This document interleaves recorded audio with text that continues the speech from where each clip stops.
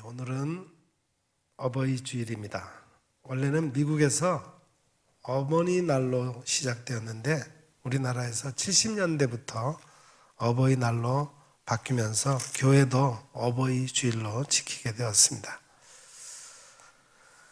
그동안 어버이 공경에 대해서 늘 설교를 했지만은 오늘은 어머니를 주제로 설교를 준비했습니다.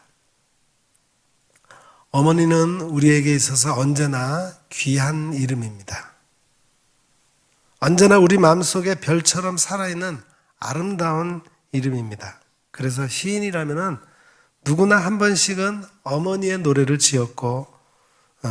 지었습니다. 오늘 그 중에 하나인 이혜인 수녀의 어머니께 드리는 노래를 먼저 소개해 드리겠습니다. 어머니께 드리는 노래, 이혜인. 어디에 계시든지 사랑으로 흘러 우리에겐 고향의 강이 되는 푸른 어머니. 제 앞길만 가리며 바삐 사는 자식들에게 덜어는 잊혀지면서도 보이지 않게 함께 있는 바람처럼 끝없는 용서로 우리를 감싸 안은 어머니. 당신의 고통 속에 생명을 받아 이만큼 자라온 날들을 깊이 감사할 줄 모르는 우리들의 무례함을 용서하십시오. 기쁨보다는 근심이, 만남보다는 이별이 더 많은 어머니의 언덕길에선 하얗게 머리 푼 억새풀처럼 흔들리는 슬픔도 모두 기도가 됩니다. 삶이 고단하고 괴로울 때 눈물 속에 불러보는 가장 따뜻한 이름, 어머니. 집은 있어도 사랑이 없어 울고 있는 이 시대에 방황하는 자식들에게 영원한 그리움으로 다시 오십시오, 어머니. 아름답게 열려있는 사랑을 하고 싶지만 번번이 실패했던 어제의 기억을 묻고 우리도 이제는 어머니처럼 살아있는 강이 되겠습니다. 목마른 누군가에게 꼭 필요한 푸른 어머니가 되겠습니다. 하나님의 존재를 믿지 않는 사람들도 자기 어머니의 존재만은 의심치 않으며 그 어머니의 사랑을 늘 가슴속에 간직하고 있기 마련입니다. 물론 어머니는 하나님처럼 전능하지도 않고 만물을 창조하거나 구원할 만한 능력도 없지만 그러나 그 사랑에 있어서만은 하나님을 많이 닮았습니다. 그래서 하나님을 믿지 않는 사람도 실상은 그 어머니의 사랑을 통해서 하나님의 사랑을 배우고 있다 하겠습니다. 요한 1서에 하나님은 사랑하시다라고 선포하고 있지만 하나님의 사랑을 실제로 가까이 느끼게 해주는 분은 어머니입니다. 유대인의 탈무드 가운데 다음과 같은 말씀이 있어요. 나 대신 어미를 내게 보냈노라. 내게는 등이 없어서 너를 업어줄 어머니를 너에게 보냈노라. 내게는 손이 없어서 너를 붙들어주고 어루만져줄 어미를 내 곁에 보냈노라. 나는 너를 품어줄 가슴이 없어서 어린 너를 품어줄 어미를 내게 보냈으며 내게는 젖이 없어서 생명의 젖줄을 너에게 보냈노라. 하나님께서 인간을 창조하실 때 하나님의 형상을 따라서 남자와 여자를 창조하셨다고 말씀하셨습니다. 그 중에서도 여자가 더 많이 하나님의 형상을 담도록 지으신 것 같습니다. 하나님께서 남자에게는 나름대로 힘과 용기를 더 많이 주셨다면 여자에게는 사랑을 더 많이 주신 것 같습니다. 인간의 죄 때문에 이런 하나님의 형상이 많이 흐려지고 약화되었지만 그런 중에도 여자에게는 모성애가 많이 남아있어 이를 통해 하나님의 사랑을 미루어 짐작할 수 있게 하신 것 같습니다. 여자들이 남자보다 더 많이 예수를 믿는 것도 이와 무관하지 않은 것 같아요. 우리가 하나님을 아버지라고 부르지만 실상은 어머니와 같은 특성을 더 많이 가지신 분으로 묘사되고 있습니다. 전능하신 하나님이라고 하는 뜻을 가진 히브리어 엘 샤다이는 여성적인 이미지를 나타내고 있어요. 즉, 이 샤다이라고 하는 말은 산을 어원으로 만들어진 단어라고도 하고 혹은 여자의 유방을 뜻하는 샤드가 그 어원이라고 합니다.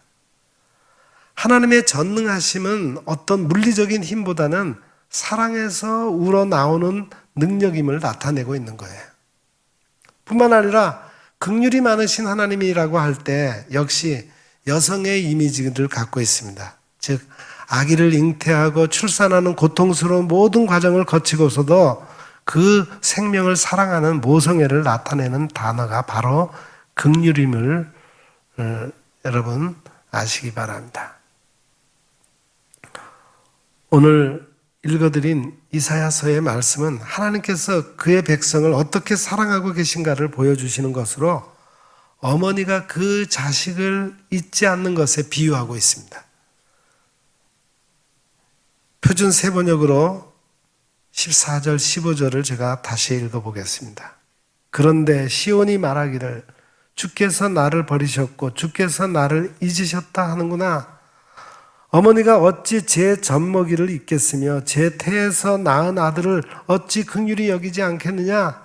비록 어머니가 자식을 잊는다 하여도 나는 절대로 너를 잊지 않겠다. 이사야 45장 10절에서는 이스라엘을 내가 낳은 자녀라고 말씀하시므로 그가 이스라엘의 어머니가 되심을 나타내고 있습니다. 뿐만 아니라 이사야서 66장에서는 어머니가 그 자식을 위로하듯이 내가 너희를 위로할 것이니 너희가 예루살렘에서 위로를 받을 것이다 라고 했습니다. 그 외에도 하나님께서 고난당하는 인간을 사랑하심을 표현하면서 꼭 어머니와 같은 모습으로 역사하심을 여러 곳에서 보여주고 있습니다. 어느 가정에 어머니 추도식을 인도하러 온 목사님께서 이사야서 53장에 고난받는 여호와의 종 노래를 읽고 거기에 나오는 여호와의 종이란 말 대신에 어머니를 놓고 성경을 읽었다고 합니다. 그 대속적인 고난과 죽음 그리고 희생적인 생애가 어머니에게서 조금 더 어색함 없이 아니 오히려 더 자연스럽게 적용되는 것을 느낄 수 있었다고 합니다. 이렇게 읽을 수 있어요. 어머니는 실로 우리의 질고를 지고 우리의 슬픔을 당하였거늘 우리 어리석은 자식들은 생각하기를 어머니가 여성이란 가혹한 운명을 타고났기 때문에 그처럼 고난을 당했다고 생각했다. 어머니가 찔림은 우리 자식들의 허물을 인하며 어머니가 상처를 받은 것은 자식들의 허물로 인함인데도 자식들은 미처 그것도 못 깨달았다. 어머니가 자식들 대신에 징계를 받음으로 자식들이 평화를 누리고 어머니가 채찍에 찢겼기 때문에 자식들은 상처를 입지 않았다. 우리 자식들은 다 양처럼 어수룩해서 제멋대로 살았는데 여호와께서는 우리 모든 죄악을 우리의 어머니에게 담당시키셨도다. 고난받는 종의 모습이 남성이 아닌 여성의 모습임을 알 수 있습니다. 그리고 우리의 어머니들이 다름 아닌 고난받는 종의 원형을 지니고 있다는 사실을 새삼 깨닫게 됩니다. 그러므로 우리가 어머니를 사랑하고 그 어머니의 희생과 고난과 사랑을 깊이 이해하게 된다면 그만큼 하나님의 사랑을 더 잘 이해하게 될 것입니다. 무엇보다도 어머니의 위대함은 자식을 잉태하고 낳아서 키우는 데 있습니다. 그 과정에서 어머니는 자신을 완전히 희생하기를 주저하지 않습니다. 아기를 베어 10개월 동안 그 아이를 잘 자라게 하려고 여러 가지로 애를 쓰고 태어난 생명을 자기 목숨보다 더 사랑하면서 보호하고 돌보아주며 그 아이를 위해서라면 무엇이든지 아끼지 않습니다. 저는 결혼 주례를 여러 번 하였습니다만 신랑과 신부에게 서약을 받을 때 두 사람 다 어렵지 않게 대답을 합니다. 그러나 가만히 생각해 보면 신부의 경우는 사실상 고난의 길을 주저하지 않고 걸어가겠다고 서약을 하는 것이나 다름이 없어요. 결혼하게 되면 아기를 갖게 될 것이고 그때부터는 계속 그는 그 아기 때문에 자신을 희생해야 하고 고난을 감수해야 한다는 사실을 알면서도 기쁨으로 대답을 하는 것을 보면은 신비롭기까지 합니다. 사람들은 대체로 자기 앞에 고난이 올 것이라는 사실을 알게 되면은 그 길을 피하여 가기 마련인데, 여자들은 자청해서 그 길을 택해서 주저하지 않고 그 고난을 감당해 가는 것을 볼 때 하나님의 놀라운 섭리가 아니오고는 이해하기 어려운 일입니다.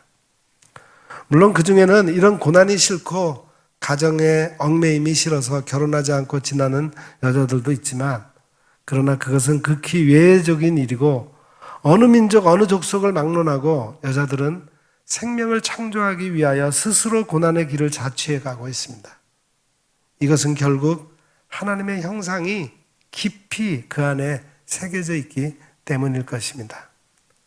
하나님은 바로 이 어머니의 희생과 고난을 통해서 그 생명의 역사가 어떤 것인가를 알려주고 계십니다.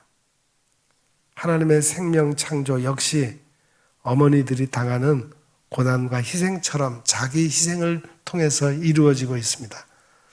하나님은 무엇보다도 그의 아들이신 예수 그리스도를 이 땅에 보내시어 죄악으로 죽을 수밖에 없는 인간을 구원하실 뿐 아니라 온전케 하셔서 하나님의 생명 교제 안에 있게 하셨습니다. 또한 성령 하나님께서 계속 미련한 우리를 일깨우시면서 생명의 비밀들을 알려주시기 위해서 말할 수 없는 탄식으로 역사하고 계십니다. 다시 말해서 하나님은 모든 생명을 구원하시고 온전케 하시기 위해 지금도 쉬지 않고 일하고 계십니다. 그 수고와 고난은 하나님의 나라가 완성될 때까지 그치지 않을 것입니다. 우리 어머니의 자식을 위한 희생과 고난은 바로 이런 하나님의 사랑의 축소판이에요. 그러므로 이런 어머니의 희생과 사랑은 길이 보존되고 찬양되며 기억되어야 할 것입니다. 희생하는 사랑은 바로 하나님의 아가페와 통하는 것으로 그것은 소멸되지 않는 영원한 가치인 것입니다. 현대 문명은 이런 거룩하고 아름다운 가치를 이기적이고 향락적인 가치로 전락시키고 있습니다. 가정의 중요성과 생명의 출산하는 그런 사랑의 역사를 성적 쾌락으로 바꾸어 놓고 있습니다. 성문화의 무분별한 유행으로 생명들이 유기되거나 아니면 임신 중절을 통해서 생명을 살해하고 있습니다. 이혼율이 증가하고 출생률이 낮아지는 현상들은 현대인들이 고난과 희생을 통하여 이루는 생명의 역사를 포기하고 있음을 뜻하는 겁니다. 이제 우리는 다시 어머니의 위대함과 그 희생과 사랑의 가치를 진작시키고 찬양하며 고양시켜 가야 할 것입니다. 어머니의 희생과 사랑을 모르고서는 하나님의 인간을 위한 사랑과 희생을 감사할 수 없기에 그릇된 성문화를 바로잡고 깨어지는 가정들을 온전하게 세움으로 그 가정에서 이루어지는 거룩한 생명의 역사를 올바로 가꾸어 가야 할 것입니다. 어머니의 은혜를 늘 기억하며 감사하는 생활을 더욱 진작시켜 가야 할 것입니다. 다음으로 한 가지 더, 하나님을 닮은 어머니에게서 우리는 풍성함을 맛본다는 사실입니다. 예로부터 어머니의 사랑은 다함이 없습니다. 끝이 없습니다. 오늘 읽어드린 마태복음 말씀은 가나안 여인이 귀신 들린 아이를 고쳐달라고 예수님 앞에서 간청하는 이야기예요. 당시 사회적 분위기에서 이방인 여자가 유대인 남자인 예수를 만나 예수를 찾아 나와 딸에게 들린 귀신을 내쫓아달라고 간청하는 것은 어려운 일이었습니다. 그럼에도 그 어머니는 귀신 달린 딸을 살리겠다는 일념으로 마침 그 지방에 오신 예수님을 찾아 나왔던 것입니다. 그런데 예수님은 그 여인을 별로 달갑게 대해주지 않으십니다. 여러 차례 부르짖었지만 예수님은 들은 채도 하지 않았습니다. 보다 못해 제자들이 예수님께 그 여자를 돌려보내시라고 했습니다. 그러자 예수님은 나는 오직 이스라엘 집에 길을 잃은 양들에게 보내심을 받을 따름이다 라고 대답하실 뿐이었어요. 그때 여자가 예수님 앞에 다시 나와 간청을 드렸어요. 주님, 나를 도와주십시오. 그러자 예수님께서 말씀하시기를 아이들이 먹을 빵을 집어서 개들에게 던져주는 그것이 옳지 않다. 이렇게 말씀하시니까 그 여자가 대답하기를 주님, 그렇습니다. 그러나 개들도 주인의 상에서 떨어지는 부스러기는 얻어먹습니다. 라고 하자 예수님께서 그때 비로소 그 여자의 큰 믿음을 칭찬해 주시고 그 딸의 병이 나을 것이라고 말씀해 주셨습니다. 이 이야기에서 사실상 가나안 여인의 믿음은 바로 딸을 사랑하는 어머니의 큰 사랑에서 나온 것입니다. 사랑은 기적을 만들어내는 것입니다. 저희 어머니께서 작년 4월에 돌아가셨습니다. 이제 돌아가신 지 1년이 약간 넘었죠? 지금도 생각하면은 끝까지 잘 모시지 못했다는 마음에 송구하기가 그지없습니다.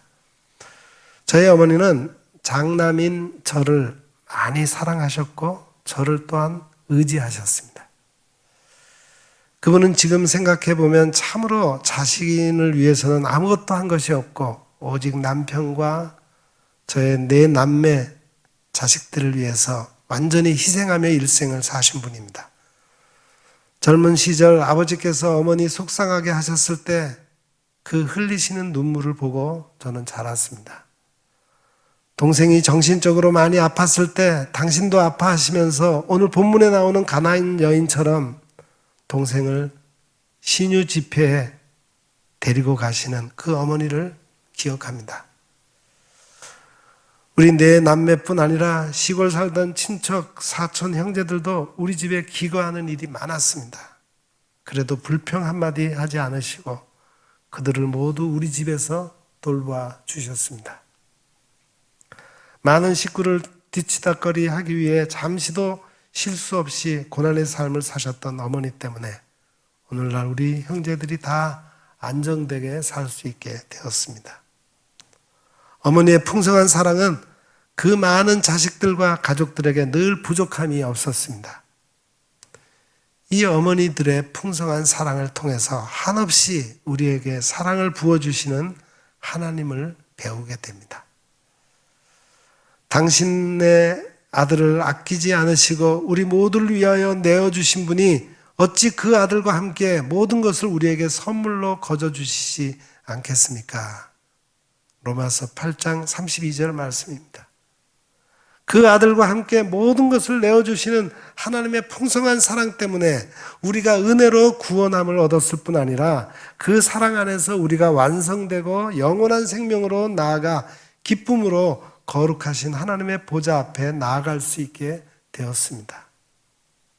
이제 그 하나님의 사랑을 보여주신 어머니의 사랑에 감사할 줄 아는 자녀들이 우리 사회 속에서 더욱 넘쳐남으로 이 사회가 밝아지고 변화될 수 있기를 바랍니다.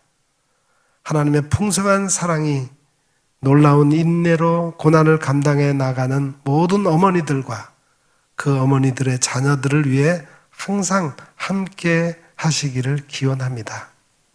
마지막으로 우리 박목월 선생님의 어머니의 눈물이라고 하는 시를 낭송함으로 오늘 말씀을 마치겠습니다. 어머니의 눈물, 박목월. 회초리를 들긴 하셨지만 차마 종아리를 때리시진 못하고 노려보시는 당신의 눈에 글썽거리는 눈물. 와락 울며 어머니께 용서를 빌면 꼭 껴안으시던 가슴이 으스러지도록 너무나 힘찬 당신의 포옹. 바른 길 곧게 걸어가리라 울며 뉘우치며 다짐했건만 또다시 당신을 울리게 하는 어머니 눈에 채찍보다 두려운 눈물, 두 줄기 볼에 아롱지는 흔들리는 불빛. 기도하겠습니다. 사랑이 풍성하신 하나님 아버지, 우리에게 하나님 닮은 어머니를 주셨음에 감사를 드립니다. 어머니께서 베푸셨던 그 희생과 헌신적인 사랑으로 인해 하나님의 사랑이 어떠한지를 알게 하셔서 우리가 신앙의 길을 떠나지 않게 해주신 것도 감사를 드립니다. 이제 남은 세월을 그 부모님의 사랑을 기억하며 효를 다하게 하시고 우리 자녀들에게도 하나님의 사랑을 나타내 보여줄 수 있는 사랑의 부모가 되게 하옵소서. 예수님의 이름으로 간절히 기도드립니다. 아멘.